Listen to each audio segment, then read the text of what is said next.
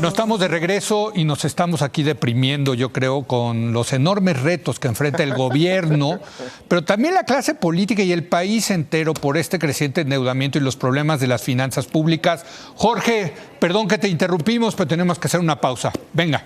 No. Mira, dos cosas. La primera es que esto tiene también sus orígenes, además de lo de Fox que decían y que es absolutamente cierto, tiene sus orígenes también en el Pacto por México.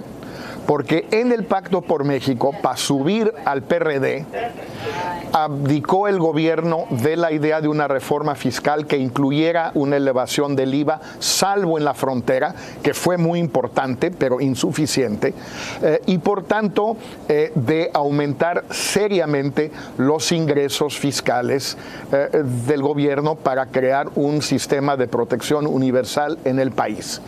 Al abdicar de eso, Peña Nieto, porque quería subir al PRD estructura fiscal muy parecida a la que había. Se nos fue el audio, a ver. Sí. Seguimos, perdón, Jorge, tuvimos un problema técnico, pero adelante, sí. Digo, a insistir el gobierno en subir al PRD al Pacto por México, abdicó de la reforma fiscal que originalmente había contemplado Peña, al grado de haber cambiado los estatutos del PRI y permitiendo el aumento y la generalización del IVA a medicinas y alimentos. Bueno, al hacer eso, dejó intacta la estructura fiscal. Es cierto que ha bajado un poquito la participación del petróleo en los ingresos del gobierno y ha subido un poquito el ISR y un poquito el IVA por la frontera, pero la estructura sigue siendo muy parecida. Pero eso significa que no solo no se hizo la gran reforma social que se quería hacer y que había que hacer, sino que además no hay mucho espacio para recortar una vez que se te cae el petróleo, como se cayó y como va a seguir siendo muy bajo. O sea, ya no hay expectativas de que suba el precio del petróleo ni en el 17 ni probablemente en el 18. Entonces, este es un primer problema que tiene que ver con la historia, lo que sucedió entonces.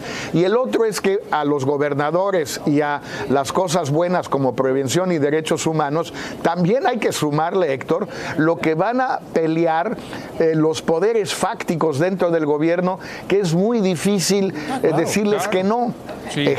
Ejército, Marina, Seguridad Nacional, Policía Federal, Pemex, que está destruida por falta de inversión, y bueno, alguien va a tener que decir, hay que darle un poco más de dinero a Pemex para que invierta. No es posible todo este recorte, el pasado, el del 16, todo se le cargó la mano casi a Pemex. Entonces, yo no veo dónde va a estar el ajuste. Sí, y yo creo que por el tamaño del problema, Héctor, Jorge, creo que el presidente Peña Nieto y el secretario de Hacienda, el nuevo secretario de Hacienda, José Antonio Meade, tienen que ser mucho más asertivos y comunicar mejor la gravedad de lo que estamos. Yo creo que eso es muy Es que, a ver, yo recuerdo al presidente Zedillo y al entonces secretario Guillermo Ortiz, que eran implacables. Un día tras otro decían, a ver, estamos metidos en este hoyo, y entre más rápido reconozcamos el problema y resolvamos el problema, más rápido va a salir el país. Yo tuve el otro día aquí 1 hora al secretario de Hacienda, lo vi preocupado, pero optimista, ¿no? O sea, digamos, no creo con la profundidad del problema que se tiene enfrente, Héctor. Bueno, mira, cuando estaba en la gran crisis Zedillo, se acordarán que era sobre todo los meses de febrero, marzo, abril de 95, porque estaba por firmar el default de la deuda y salirse de los mercados, y hubo el rescate del dinero que pudo poner el presidente Clinton de un fondo ejecutivo directo, y eso alivió el asunto. Pero en esas semanas, Zedillo se dedicó, y yo estuve por lo menos en 2 de esas reuniones, a hablar con todo el mundo, con toda la gente que tenía algo que decidir, algo que opinar importante respecto del país, y a explicarle. Y la explicación era de una dureza realmente extraordinaria. Y era para ponerte a pensar en que realmente él no estaba haciendo un gran escándalo público, pero la situación era gravísima. Y la iba poniendo con toda crudeza en la mesa. Bueno, mi experiencia en las 2 de esas que estuve fue, en vez de asustarme, me tranquilizó saber que estaba mirando con toda claridad Totalmente. el agujero que tenía enfrente. Y yo creo que eso es algo que en esta coyuntura, que parece no ser tan grande como la anterior, pero que se viene deteriorando de una manera consistente. Pensemos en qué valor estaba el peso cuando empezó este gobierno y en qué valor está el peso hoy. En algún momento de este día anduvo en 20. Al menudeo 20. ¿No? Solo como un síntoma. Sí. Y a mí sí me gustaría ver de parte del... Que no fuéramos nosotros los usuales, los usual suspects, los catastróficos, sino que hubiese una mirada clara y que nos dijeran, lo que están viendo las calificadoras son estos riesgos. Tras. No digo que salgan a gritar que el país se está hundiendo, lo que digo es que digan con claridad, primero que reconozcan el agujero y luego que lo comuniquen, Jorge, porque la verdad es muy difícil compartir con ellos decisiones presupuestarias como estas, y tiene que en el supuesto de que están resolviendo un problema que no están atacando de verdad. Y tiene que permear ese mensaje a todo lo demás de la clase política, diputados, senadores, gobernadores. Ellos tienen que entender, yo escuchaba a Miguel Ángel Mancera, que está enojadísimo por el recorte, pues también tienen que entender que eso es lo que se necesita en el país, Jorge. Sí, pero a ver, Leo, Héctor, aquí hay un problema básico. Zedillo pudo hacer todo eso porque básicamente, con o sin razón, me da lo mismo, le echó la culpa a Carlos Salinas y no titubeó en echarle toda la culpa, al grado de que metió a su hermano a la cárcel para, digamos, como la cereza en el pastel, que obviamente no tenía nada que ver con... el asesinato de Ruiz Massieu. Bueno, eso Peña no está dispuesto a hacerlo, porque ¿a quién le echaría la culpa? Pues uno de dos, o uno de tres si quieres. Se la echa a Videgaray, igual que Trump, ya, pues que sirva para todo Videgaray, o que sirva para algo, por lo menos, o se la echa a sí mismo, al propio Peña, yo la regué el primer año, los 2 primeros años, o, y es muy tarde, se le echa la culpa a Calderón de en qué condiciones le entregó Calderón el Estado y las finanzas públicas, pero no puede hacer ninguna de las tres. Entonces no puede decir que hay una situación grave o catastrófica o semicatastrófica porque no tiene a quién echarle la culpa. Y si no tiene a quién, y su personalidad, la de Peña y la de Mid, no se presta, digamos, a la dureza, se presta ese estilo muy priista de no decir las cosas y los eufemismos y lo elíptico y la cordialidad y el rito y todo eso. Bueno, pues es imposible eso que ustedes dicen con toda razón, que expliquen la gravedad de la situación, no la van a explicar por estas razones y seguramente otras más, pero por estas, sin la menor duda, no la van a explicar. Héctor. Bueno, es que entonces, si no hay ese sentido de urgencia, lo que va a suceder probablemente en la negociación de este presupuesto, pues es que le van a subir. Le van a subir. Por necesidades inaplazables que todo el mundo tendrá. Pienso sobre todo en los gobernadores, pienso pues también en el gobierno federal, esta desaparición práctica de la subsecretaría de la prevención del delito, que pues, tenía un presupuesto de 2,000 millones y se lo redujeron a cero. A cero. Claro que entre la dirección de campa de esa subsecretaría y el momento actual, media que se la dieron a un político del Partido Verde, que fue un escándalo, que desacreditó por completo la subsecretaría.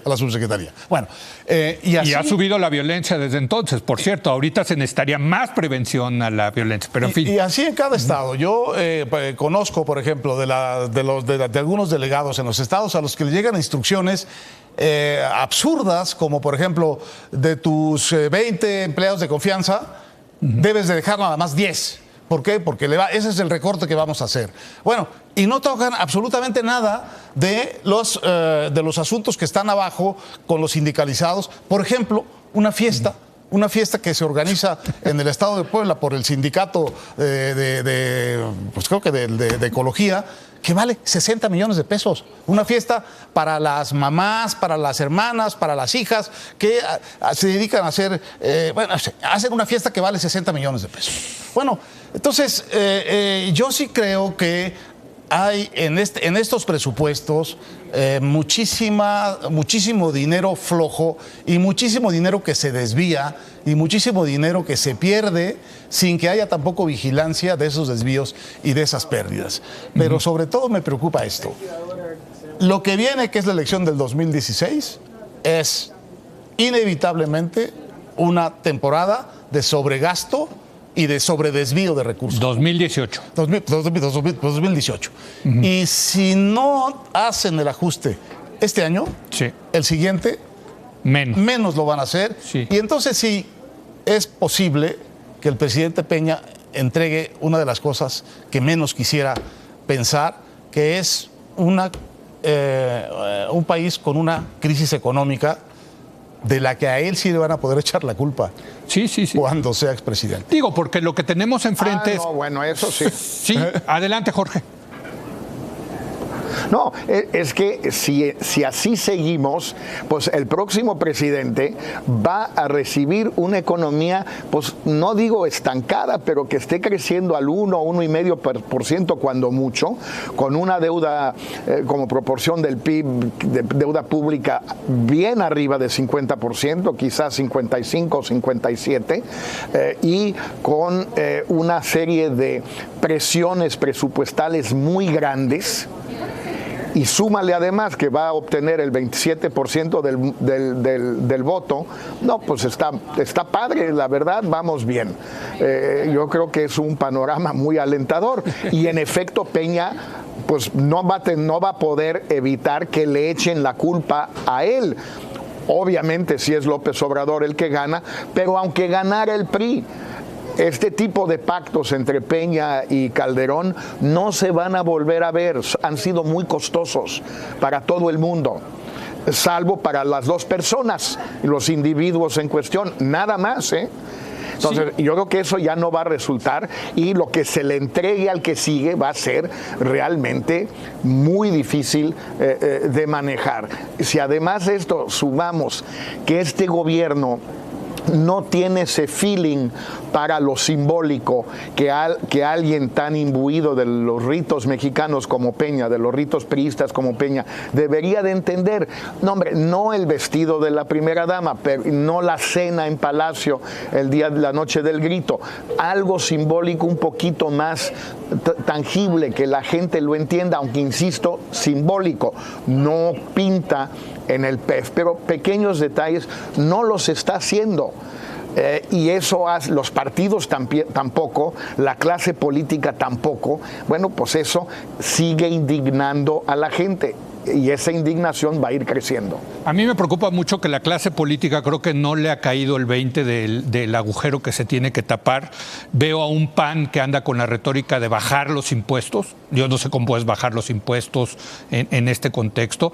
Veo a un López Obrador que dice, no, esto se resuelve muy rápido, nada más que se quite la corrupción, ¿no? Sí. Y también lo dice Dolores Padierna el día de hoy en su artículo, ¿no? No, es cosa de no robar y con no robándose estos déficits ojalá fuera tan sencillo como eso, ¿no? Creo que no insisto, a mí me preocupa que no ha permeado en la clase política mexicana, Héctor, la gravedad del problema de finanzas públicas que se está generando. Bueno, es que no es fácil entenderle este asunto ni a sus consecuencias. La verdad es que es una materia un poco esotérica. Está incluso los artículos que se han publicado muy buenos de Valeria Moy y este otro del Financiero. Sí. Realmente están hablando y haciendo unas sumas y unas restas complicadas, ¿no? Sí. Necesitan una pedagogía. Necesitan una pedagogía pública, una pedagogía que explique por qué esto es un riesgo y por qué hay que apretarse el cinturón ahorita en lugar de apretárselo el doble dentro de 2 años. Claro. Y esto es lo que a mí me parece que falta, porque parece que le están dando el trato como si hubiera muchas más ocasiones todavía para componer esto y todavía de esto se pudiera negociar alguna cosa. Y la verdad es que me parece que es una mala estrategia de negociación. Deben haber entrado brutalmente draconianos para que la negociación posterior trajera las cosas más o menos a donde están. porque esto que tienen aquí, con un poquito de turbulencia en el Congreso, va a acabar ni siquiera en esto que está prometido. Y hay que decirlo, es un presupuesto heredado de Videgaray a Meade. Meade lo recibió y lo fue a presentar ese día. No es que lo haya presentado Meade. Un último comentario sobre esto, Jorge. Bueno, que ahorita vamos a pasar a este tema, pero el entorno internacional y en particular norteamericano, pues tampoco ayuda en el sentido de que presiona el tipo de cambio o la posible victoria de Trump, el sentido de que todavía existe la posibilidad que la Reserva Federal suba las tasas ahora en septiembre o si no en su próxima reunión, creo que en noviembre, y también que la economía norteamericana, por más de que no va mal, va a crecer más que la nuestra en este año 2016, tampoco ha tenido esa recuperación vigorosísima de otras recesiones después de 2009 y por tanto no nos está arrastrando. Las exportaciones de manufacturas mexicanas, el último mes que vi cifras que fue creo el mes de julio, están estancadas. Sí. Y todas esas van a Estados Unidos. Desde luego. Y bueno, hagamos precisamente una pausa y regresemos a analizar lo que está pasando en Estados Unidos. Malas noticias, desde luego. Un Donald Trump al alza, una Hillary Clinton a la baja. Eso está pegándole ya a nuestro país. Vamos a analizar todo este tema de la elección estadounidense en un momento más.